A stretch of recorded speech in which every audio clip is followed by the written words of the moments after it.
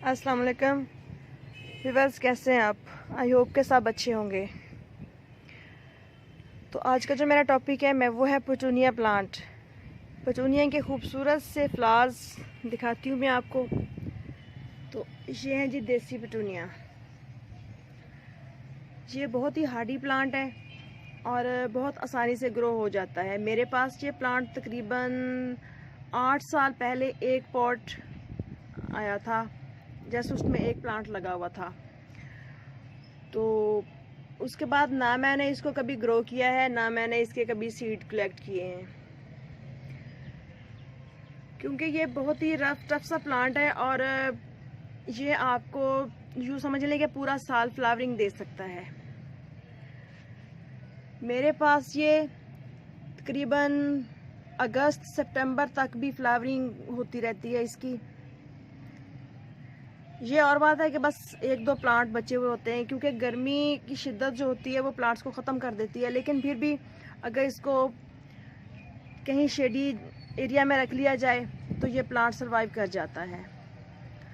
और अगर आप इसको एनुअल कहें तो भी ठीक है, पीरियड कहें तो भी ठीक है, क्योंकि कुछ इलाकों में ये सरवाइव कर जाता है पूरी गर्मियाँ और कुछ में नहीं कर पाता। तो जर्मिनेशन इसकी किस तरह से होती है, मेरे पास ये जैसे इन पॉट्स में लगा हुआ है, तकरीबन 6-8 इंच के पॉट्स हैं। तो फुल सन को पसंद करता है, लेकिन जब मई जून शुरू होता है तो इसको मैं कहीं भी शेड के नीचे रख देती हूँ। और इसके ये देखें, जब ये फ्लावर्स स्पेंड हो जाते हैं तो इस तरह से इसका फ्लावर, ये वाला जो पेटल्स वाला हिस्सा, ये गिर जाता है नीचे, और इसी में इसका सीड पॉड बनना शुरू हो जाता है। ये देखें, ये इसका सीड पॉड है। और इसके सीड पॉड दूसरे जो कलरफुल पेटूनिया होते हैं, वेरीगेटेड और हाइब्रिड वाले, उनकी निस्बत सीड पॉड इसका बड़ा होता है और इसमें सीड पॉड्स भी ज़्यादा होते हैं, सीड्स भी ज़्यादा होते हैं, सॉरी। तो वो खुद ही जगह जगह गिर जाते हैं। और जब प्लांट कट करके हम संभालते हैं, यानी कि पॉट्स खाली करते हैं, या प्लांट को अगर सीड आपने लेने भी हैं तो जो प्लांट के साथ लगे हुए हैं उनको आप उस वक्त कलेक्ट करके अपने पास सेव रख सकते हैं। बट मुझे तो कभी इसकी ज़रूरत पेश नहीं आई, क्योंकि बहुत ही अच्छे तरीके से मेरे पास ये प्लांट खुद से नेक्स्ट टाइम बहुत सी जगहों पे जर्मिनेट हो जाता है। और एक बात जो मेरे एक्सपीरियंस में आई है कि इस प्लांट को आप जितनी खुली जगह देंगे, यानी कि बड़ा पॉट होगा या ज़मीन में होगा, तो इसकी ग्रोथ उतनी ही अच्छी होगी। तकरीबन 2 साल पहले मेरा ये प्लांट जो है ये मेरे बड़े वाले पॉट में लगा हुआ था। उसमें भी नीचे कंपोस्ट वगैरह भर के, तो मैंने किचन वेस्ट भर के, तो ऊपर थोड़ी सी मिट्टी डाल के तो इसको ट्रांसप्लांट कर दिया था, जो उगा हुआ सेल्फ सीडलिंग के ज़रिए था। बट मैंने दूसरे पॉट में इसको शिफ्ट किया, तो आप यकीन करेंगे इसकी हाइट जो थी ये ऊपर बोटल्स को टच कर रही थी। तकरीबन 4-4.5 फीट से भी ऊपर चला गया था ये प्लांट। तो एक बुशी सा प्लांट बन जाता है, इसकी आप पिंचिंग करें या ना करें। लेकिन अगर जैसे ही प्लांट तकरीबन 4-5 इंच का हो जाए तो आप इसको सेंटर में से पिंच कर दें, तो ये जो प्लांट है ये बहुत ही बुशी हो जाता है और बहुत अच्छी ग्रोथ होती है और बहुत ज़्यादा फ्लावर्स देखने को मिलते हैं। और अच्छी फ्लावरिंग के लिए इस तरह से जो भी इसके फ्लावर्स स्पेंड हो जाते हैं उनको आप साथ के साथ इस तरह पिंच करते जाएं, जितने भी हों, क्योंकि जब सीड पॉट बनना शुरू हो जाता है तो प्लांट की जो सारी एनर्जी है वो सक करना शुरू कर देता है और फ्लावरिंग की जो क्वांटिटी है वो बहुत कम हो जाती है फिर। और मैंने लगा के तो नहीं देखा, लेकिन अगर आप इसको यहाँ से कट करके लगा दें तो ये स्टेम के कटिंग के ज़रिए भी ग्रो हो जाता है। तो जितनी आप इसकी डेली बेसिस पे पिंचिंग करेंगे, डेड हेडिंग कर देंगे, तो ये इसके फ्लावर्स जो हैं वो उतने ही ज़्यादा आएंगे। और मेरी तो वैसे भी ये रूटीन होती है कि मैं सुबह जब भी गार्डन में आती हूँ तो सबसे पहला जो मेरा काम होता है वो सीज़र पकड़ के हाथ में, तो तमाम गार्डन का मैंने एक चक्कर लगाना होता है, क्योंकि अभी मौसम ऐसा है कि हम ज़्यादा से ज़्यादा फ्लावर्स देख सकें अपने गार्डन में। तो ये इसी सूरत में पॉसिबल है कि जब हम डेली के डेली जो स्पेंट फ्लावर्स हैं उनको कट करते जाएं। तो फिर जैसे ही मिड अप्रैल का होगा तो उसके बाद हम डेड हेडिंग करना बंद कर देंगे, तो प्लांट्स पे ऑटोमेटिकली सीड पॉट बनेंगे और उनको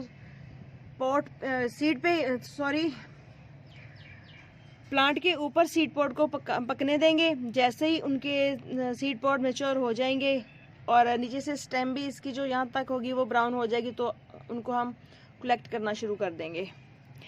तो ये देखें, ये छोटे से पॉट में लगा हुआ है और है भी बिल्कुल गमले के एक साइड पे लगा हुआ, और साइड पे ये छोटा सा एक और निकल रहा है। इसको भी मैंने ट्रांसप्लांट नहीं किया, ये इसी पॉट में निकला है और इसी में इसने अपनी ग्रोथ स्टार्ट कर दी। और इसके अलावा एक और ये देखें, ये निकला हुआ है मेरे पास, ये लेमन के साथ। उसको भी ना मैंने ट्रांसप्लांट किया है, ना इधर उधर कहीं सेट करने की कोशिश की है। वो जहाँ पे निकला था वहीं पे अपनी फ्लावरिंग कर रहा है। ये देखें माशाल्लाह, और कितने अच्छे से इसकी फ्लावरिंग हो रही है। तो ना इसकी ज़्यादा केयर करनी पड़ती है, बस गमले की मट्टी सूखे तो इसको पानी दे दें। और आजकल तो वैसे भी बारिशें हो रही हैं बहुत ज़्यादा, तकरीबन 4-5 दिन से मुसलसल बारिश है। तो ये देखें, कुछ ओवर वाटरिंग की वजह से प्लांट्स के जो लीव्स हैं वो ख़राब होना शुरू हो गए हैं। तो ओवर वाटरिंग से बचाने के लिए आप ख़ास ख्याल करें कि पॉट का ड्रेनेज होल खुला होना चाहिए, और अगर बहुत ज़्यादा पॉट भरा हुआ है तो इसको आप यूं करके लिटा दें ऐसे, ताकि जो भी एक्स्ट्रा वाटर हो वो निकल जाए और प्लांट हमारा बच जाए। और सीड के ज़रिए बहुत ही ग्रो आसानी से हो जाता है ये प्लांट, कटिंग के ज़रिए भी हो जाता है। और फर्टिलाइज़र वगैरह भी मैं कुछ इसको स्पेशली नहीं डालती, जो भी गार्डन में तमाम प्लांट्स को देती हूँ वही देती हूँ। अदरवाइज़ जो पॉट्स की मिट्टी होती है वो ऐसी बनी हुई होती है कि नीचे खाद बनती रहती है और ऊपर प्लांट बहुत अच्छे से ग्रोथ करते रहते हैं। अगर आप डालना चाहें तो DAP के एक आध दाना डाल दें। वैसे ये प्लांट बहुत ही यूँ कह लें कि बहुत ज़्यादा रिच सॉइल को पसंद नहीं करता। जिस तरह की भी सॉइल में आप इसको लगा देंगे ये उसी तरह की सॉइल में चल जाता है। लेकिन पॉट्स में लगाना है तो कोशिश करें कि वेल ड्रेन सॉइल हो, यानी कि किचन वेस्ट वगैरह वाली हो, और कुछ पोरस सॉइल हो जिसमें सैंड और काउडंग कंपोस्ट वगैरह शामिल हो, कुछ गार्डन की मिट्टी, भालू मिट्टी वगैरह। तो इस तरह का मिक्सचर बना के लगाएंगे तो ये प्लांट बहुत ही अच्छे से ग्रोथ करेगा। और इसका जो फूल है ये तकरीबन 2 से 3 दिन तक यूँ खिला हुआ रहता है, और उसके बाद फिर ये थोड़ा डल हो जाता है, तो उसको फिर आप साथ के साथ डेड हेडिंग कर दें तो प्लांट बहुत ही अच्छा ग्रोथ करता रहता है। और देसी पिटूनिया जो है ये जस्ट वाइट कलर में भी आता है, और एक से थोड़ा सा डार्क कलर होता है पर्पल, वो भी आता है। और ये एक हल्का सा पिंकिश कासनी से रंग में भी है। मेरे पास तो यही वाला पॉट आया था और यही माशाल्लाह बहुत अच्छे से अब तक इतने सालों से मेरे पास खुद ब खुद ही चल रहा है। और इसको आप बस एक दफ़ा नर्सरी से परचेज़ कर लें या कहीं से सीड ले लें, फिर ये प्लांट कभी भी आपके पास से ख़त्म नहीं हो पाएगा। फूल तो हमें जितने भी हैं सारी की सारी वैरायटी, हर फूल की अपनी खूबसूरती होती है और तमाम के तमाम फूल हमें अच्छे लगते हैं। लेकिन जो प्लांट्स इस तरह से बहुत ही इजीली खुद से ग्रो हो जाएं और हमारे गार्डन की खूबसूरती को बढ़ाते रहें, उनके साथ एक ख़ास लगाव हो जाता है कि बहुत कम केयर में या समझे के बराए नाम केयर में हमारे पास ये प्लांट हमें खूबसूरती दे रहे हैं, हमारे गार्डन को खूबसूरत बना रहे हैं। और हनी बीज और बटरफ्लाइज वगैरह भी बहुत शौक से आती हैं इस प्लांट पे, और पोलिनेशन का अमल करने में बहुत ही हेल्पफुल साबित होती हैं। तो और अगर हम बात करें इसको सीड से ग्रो करने की, तो जैसे ही इसके सीड कलेक्ट कर लें या कहीं से भी ले लें तो सीड्स बहुत ही बारीक होते हैं, बिल्कुल पिटूनिया की तरह। तो उनको आप थोड़ी सी भल वाली मिट्टी या थोड़ी सी सैंड में मिक्स करके तो आप ऐसे ही बस पॉट के ऊपर स्प्रिंकल कर दें और किसी भी स्टिक्स या किसी चीज़ के साथ उसको मिक्स कर दें मट्टी के अंदर।